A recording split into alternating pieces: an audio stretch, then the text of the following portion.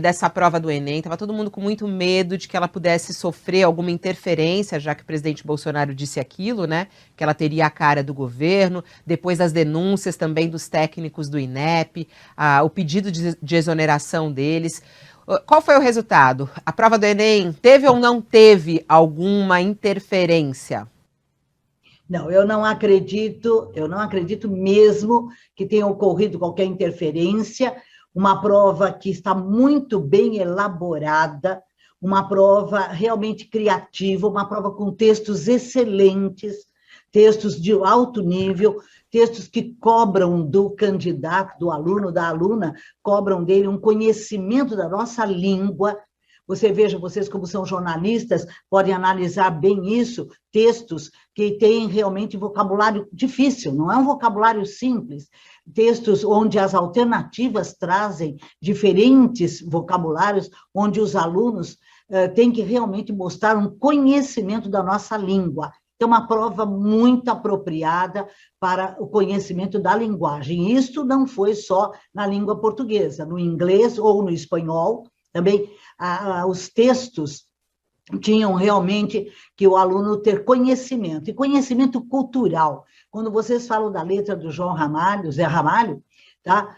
O Zé Ramalho, ali aquela letra mostra que o aluno tem que ter um conhecimento, e você mostra também em outras questões a necessidade desse patrimônio cultural que é preservado, que é necessário que o aluno saiba, tá? Então, uma prova que realmente pediu isso.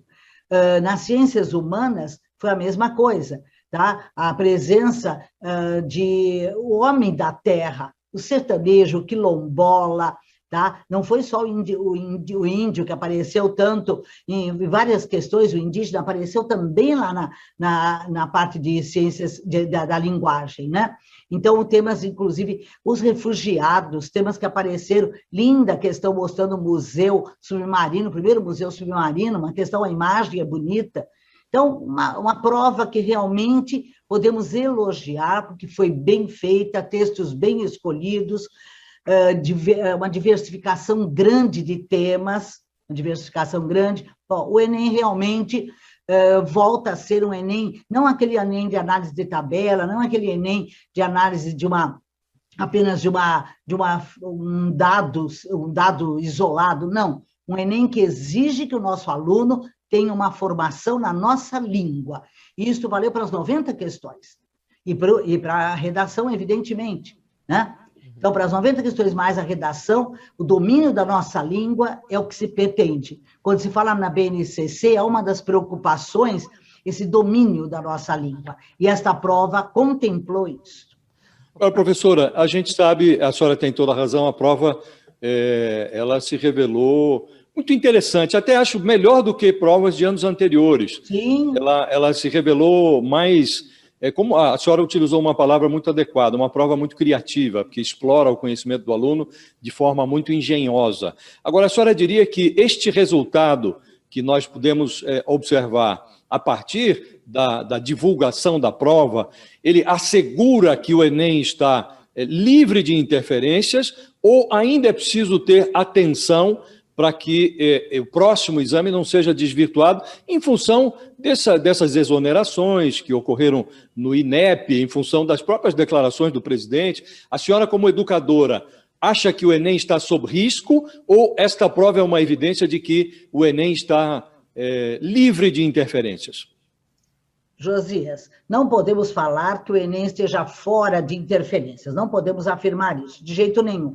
Esta prova só confirmou que ela tinha sido elaborada dentro de um contexto de pessoas que entendem de educação, né? Então, ela foi elaborada realmente por pessoas que estão na área da educação e que sabem o que se tem que avaliar de um candidato. A única coisa, Josias, que temos que lembrar é que foi uma prova longa, foi uma prova com textos trabalhosos para o aluno. Com certeza, os alunos foram até o final do tempo, porque foi uma prova realmente todinha com textos, raríssima questão que não tinha texto, alguns longos, inclusive, a maioria não, mas alguns longos, então que realmente exigiu muito do candidato. Eu acho isso que foi uma prova que foi diferente de anos anteriores, porque ela foi mais trabalhosa, Tá? Ela exigiu mais do candidato.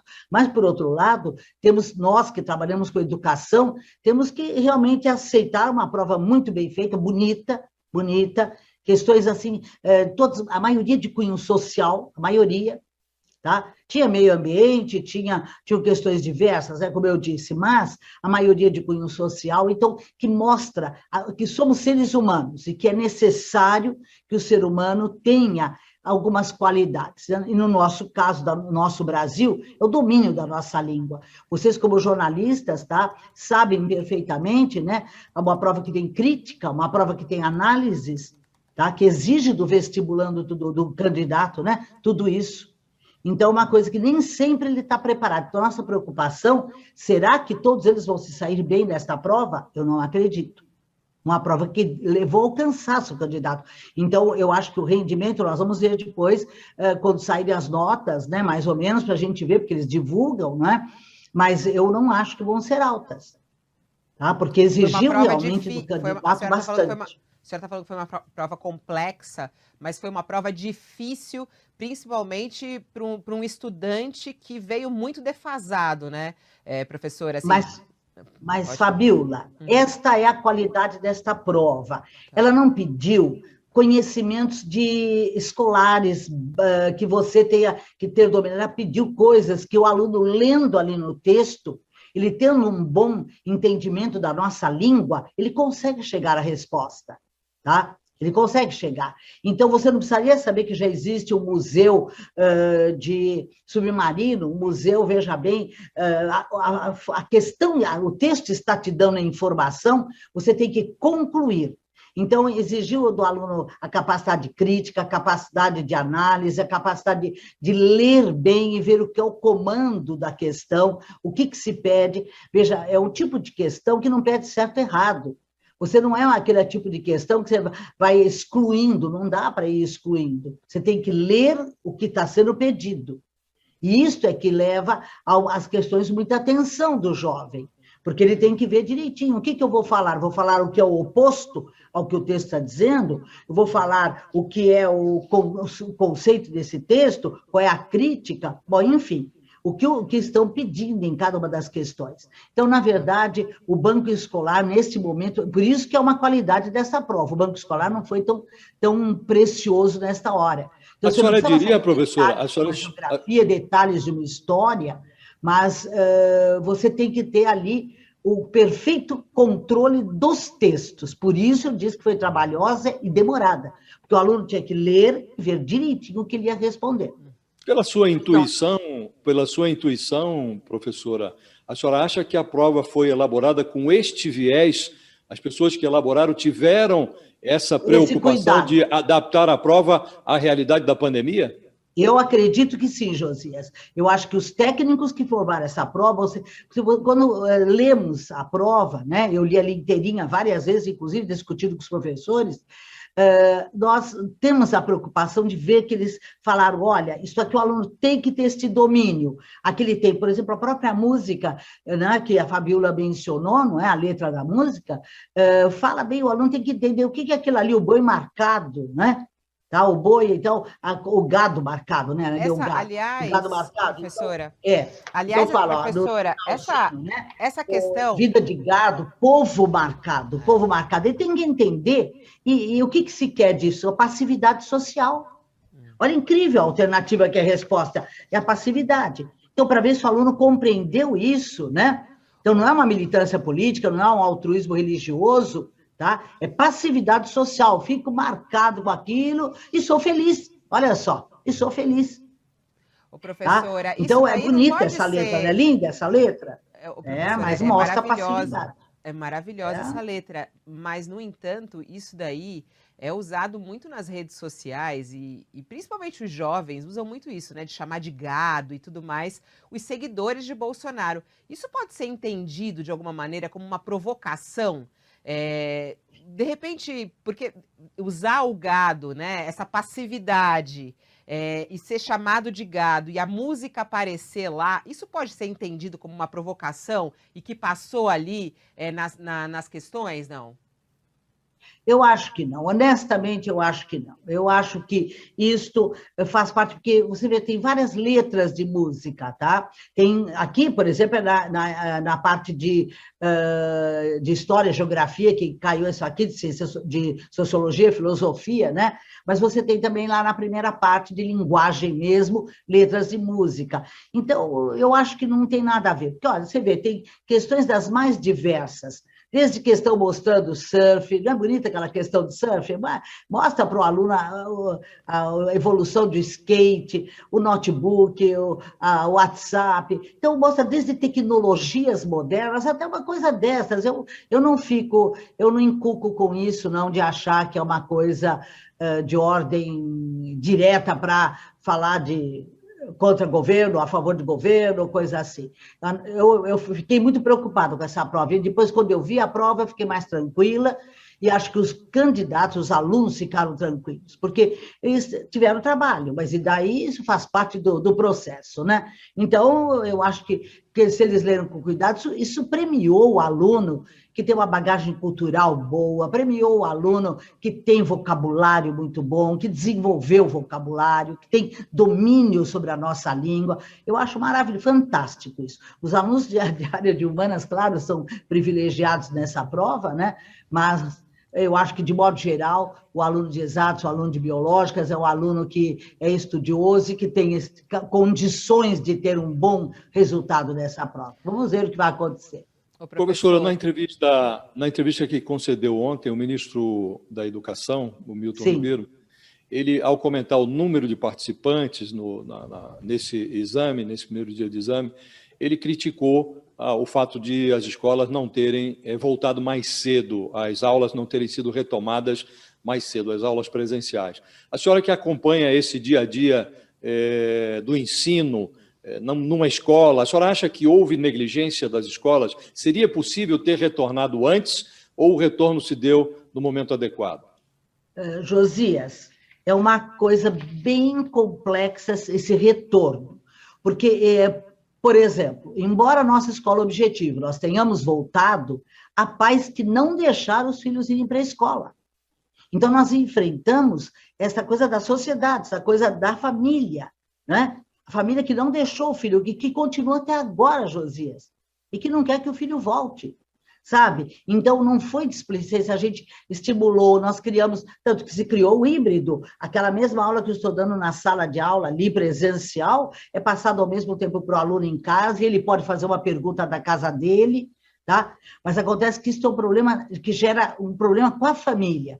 Será que a família olha aquele jovem? Então, nós temos que ficar como orientadora olhando. Filho, você está participando? Você quer fazer alguma pergunta? Então, ter assim, uma ligação direta com a casa dele para poder ajudar este aluno a participar, a ser atuante. Então, isso foi difícil, Josias, tá? Não foi displicência das escolas, não foi de jeito nenhum, tá? Ao contrário, as escolas estão tentando o máximo. Eu acho que o trabalho dos professores tem sido maravilhoso, não porque eu faço uma coordenação de professores, mas porque realmente eles sabem quanto eles deram deles, né, deram de si, para que desse certo. Né? Você estar ou em sala de aula, ou lá online com o aluno, e sabe, fazendo tudo dar certo e seguimos. Eu acho que o ano que vem será um ano maravilhoso, 2022, tenho certeza que será um ano maravilhoso, com 100% da presença dos alunos, porque os pais já estão confiando mais. Agora, professora, um reflexo desse despreparo, da dificuldade dos alunos, foi até o número de inscritos, né? O Josias citou que o ministro falou. É muito triste a gente ver uma prova como o Enem, como a senhora mesma elogiando. E eu acho tão bonito, né? Vocês que são apaixonados por educação, quando vocês olham uma prova como essa, o olho até brilha, né? Que fala assim, que prova bonita, que coisa mais bonita. Eu acho tão, tão lindo, assim, o quanto vocês são apaixonados por educação. No entanto, a tristeza de ver a queda no número de inscritos, né? A gente teve 3 milhões de inscritos no Enem desse ano, já chegamos a ter quase 9 milhões de inscritos. Uma queda de 53% das pessoas negras. e que tem a isenção, né, que queriam a isenção, que não se inscreveram. Quer dizer, esse Enem desse ano, ele vem de um jeito muito triste, não, professora? Um Enem que ele pegou só uma parte que já estava com acesso, na verdade, a essa educação, né, mais forte. Fabiola, mas não se trata só do Enem. Você veja as inscrições nos diferentes vestibulares. Desculpe. Uma FUVEST, uma Unesp, uma Unicamp, diferentes vestibulares do Brasil, tá? Então, você vê como diminuiu o número de candidatos. Isso é uma coisa que eu tenho a impressão que a família deveria estimular mais o filho, né, a participar, deveria falar, você é capaz, embora tenha ocorrido a pandemia, você tem condições, vamos lá, não é? Agora, eu acho que faltou isso, faltou um estímulo maior. Desculpe. Faltou um estímulo maior, realmente, da sociedade, faltou um estímulo maior, talvez até de professores, e não sei se você tem noção, Fabiola, mas a divulgação destas inscrições, Enem, etc., e vestibulares em geral, nem sempre chegam lá naquela escola de periferia, nem sempre chegam naquela, sabe? E os próprios professores que trabalham numa área mais distante, nem sempre eles acompanham isso, sabem, por exemplo, é possível você fazer, faça o Enem, é uma prova que dá para você fazer, você tem condições, estimular o jovem, dar positivismo para esse jovem. Nós já vivemos isso, nós já ajudamos muito a esse trabalho de escolas, que nós vamos lá, explicamos o que é o Enem, nós ajudamos, o objetivo tem muito de fazer isso nas escolas, de dar uma parceria, de ajudar, né? Mas é complicado, nós moramos num Brasil e isso é complicado.